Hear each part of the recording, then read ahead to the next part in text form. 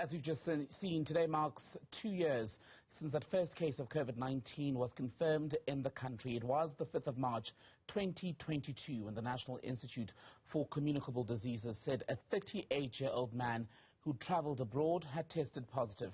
He and his wife were part of a group that had come back to the country from a trip to Italy and arrived in South Africa on the 1st of March. That man showed symptoms of COVID at the time, including fever, headache, coughing and a sore throat. Since then, South Africa has recorded more than 3.6 million positive tests and over 99,000 people have died from COVID-related complications. That is the tally of people who are known to have died. Let's talk more about this grim anniversary. And we're joined tonight by Professor Koleka Mlisana, who's the co-chair of South Africa's Ministerial Advisory Committee on Coronavirus. Prof, a very good evening to you. Good to have you on the program tonight. Your reflections first on the country's strategy and how it's evolved from the 5th of March 2020. Good evening, Tembelihle, and good evening to all the viewers, and thank you very much for having me once more.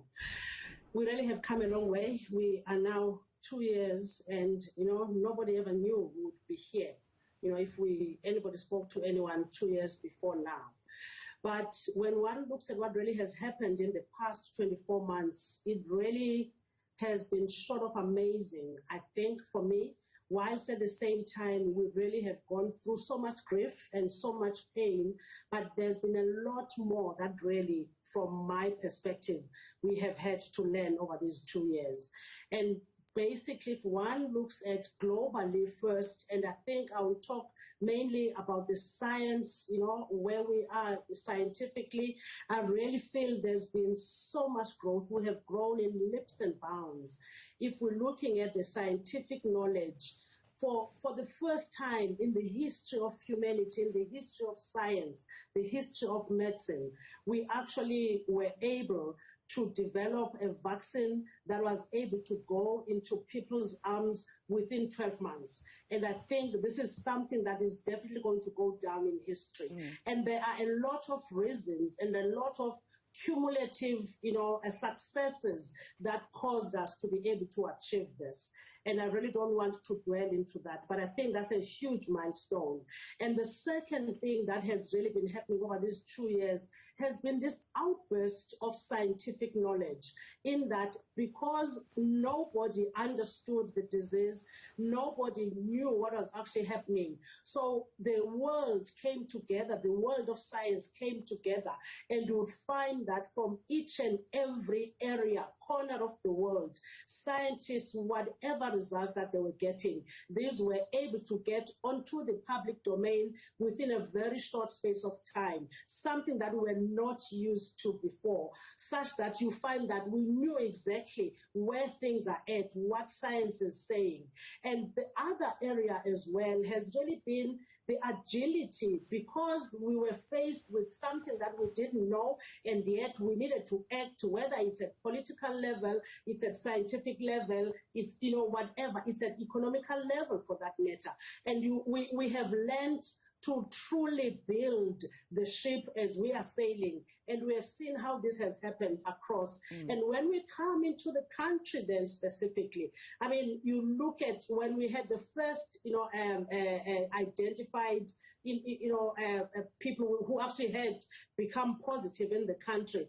We had no clue, and we didn't even know how to manage, how to test for this. But it's amazing how the original and initial rapid decision of a lockdown of the country, for me, I feel that actually gave ability and gave time for us to get a better understanding, whether it is the health services to get themselves ready for what was coming, or it was actually the testing within the labs. How do we then test? Where do we get reagents and all of that? So as a result, we really had to get onto this. And for me, it really has been the power that we have seen in working together. You mentioned where the private sector, the public sector came together, and we're fighting a common enemy.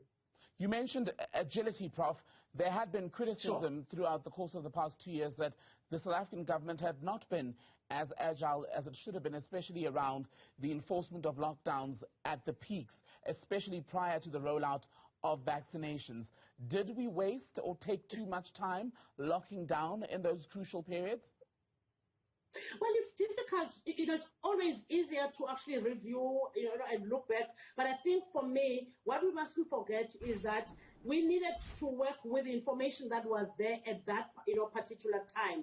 And so whilst other people may have wanted government to act, rapidly, but at the same time, we needed to understand where government is coming from. And I think this is something within the, advisory committee we had to learn very fast, that sometimes, even when we can say as scientists, this is what is happening, but then government, so that they take everybody along, they would have to consult. So really, I would not say there may be, I would say there may be, times where government could have acted, faster than they did, but at the same time, we need to have that understanding. But for me, overall, I think really, given the situation, and if you look at other countries as well, we really have done reasonably better than most of other countries for that matter.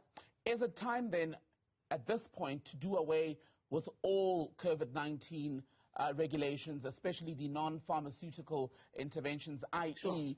the wearing of masks, distancing, and the rest of it? So that's the question that everybody is asking. We're asking ourselves. But what we know now is, firstly, we've got a significant population in the country that has got a level of immunity.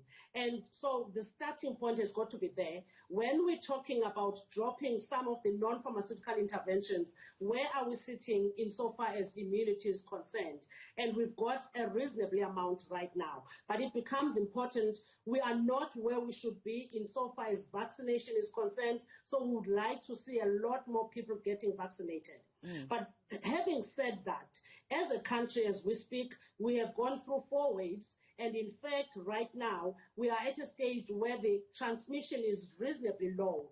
And so because we are trying to see how do we then live with the virus into the future, it is okay to now be able to confidently say there's enough protection around, especially when we're talking, outside gatherings, open gatherings. We really should not worry right now about the numbers, or for that matter, even mask wearing. That's what we would really, propose. But the question becomes, what about indoors? But even indoors, we really are at a stage where we feel we can do with a lot more numbers indoors, but it is very difficult to actually, drop the masks as well. But we really want to move from a position of masks are mandatory to a position of saying, let's promote health, because wearing of masks protects generally. So whether we need to move to a stage where if I feel I have got flu, if I know I've been diagnosed with TB, I must be responsible and wear a mask. Or if an individual feels I want to protect myself from this gathering, and therefore I will choose to wear a mask. So we need to move slowly towards that. So to be clear, but at the same time, we really want to talk about basically just looking, health education right now. All right. So to be clear, Prof, am I right to say that the advice that the Ministerial Advisory Committee is giving to government now is make masks optional, the wearing of masks both in and outdoors, and B, allow more people to gather, i.e., given perhaps to these demands for people to go back to stadiums to watch sport? Yes. So we're saying outdoors,